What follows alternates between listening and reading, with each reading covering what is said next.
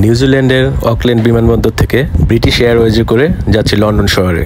এখন আমি চলেছি শূন্য থেকে অসীমে, আর একটু পরেই দেখবেন আমি অসীম থেকে আবার শূন্যে নেমে এসেছি। অনেকেই অহংকার করে বলেন আমার যা আছে তা দিয়া সারা জীবন চলে যেতে পারবো, আমার কখনো কোনো সমস্যা হবে না। সেই লোকটিরই বৃদ্ধ বয়সে দেখা যায় অনেক সমস্যা নিয়ে জর্জরিত, ওই অসীম থেকে শূন্যে চলে আসছে। আবার কোনো লোক দেখা যাচ্ছে শূন্য কোঠায় আছে, হঠাৎ করে সে দেখা গেল পরিশ্রমের মাধ্যমে তার বিবেক জ্ঞান বুদ্ধি খাটিয়ে সে ঠিকই অসীমে চলে গেছে। আবার ওই অসীমটাই যে তার জন্য স্থায়ী সেটাও কিন্তু সঠিক নয়, যে কোনো সময় শূন্যে চলে আসতে পারে। সুতরাং সবাই ভালো থাকবেন, সতর্ক থাকবেন, অহংকার ত্যাগ করবেন।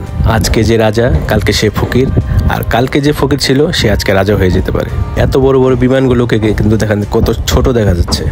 আর একটু পরে আমরা হারিয়ে যাব মেঘের দেশে। মেঘ দেখতে দেখতে আমরা চলে যাব লন্ডনের উপরে শহরে। বাংলাদেশ থেকে সেরে যাচ্ছে বিভিন্ন অনিয়মের জন্য, কখন কিভাবে গুম কিংবা খুন হয়ে যায় তার তো ঠিক নেই। তাছাড়া রাস্তার মধ্যে এত ট্রাফিক, কখন অ্যাক্সিডেন্ট হয়ে মারা যায় তাও ঠিক নেই। আবার দেখুন গুলিস্তানে ফুটপাথ, গুলিস্তান শহর, হকার্স মার্কেট, এগুলো গ্যাঞ্জাম আমার কাছে ভালো লাগে না।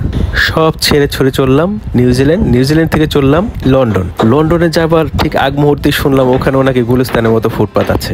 তো আর টার্গেট নিলাম, ঠিক আছে ওখানে আগে যাই, যদি এই দেশটা যদি এমনই হয় তাহলে আর ওই দেশে থাকবো না, আবার বাংলাদেশে ব্যাক করবো। চলুন তাহলে আমরা আজকে যাচ্ছি লন্ডন শহরের সেই গুলিস্তানে।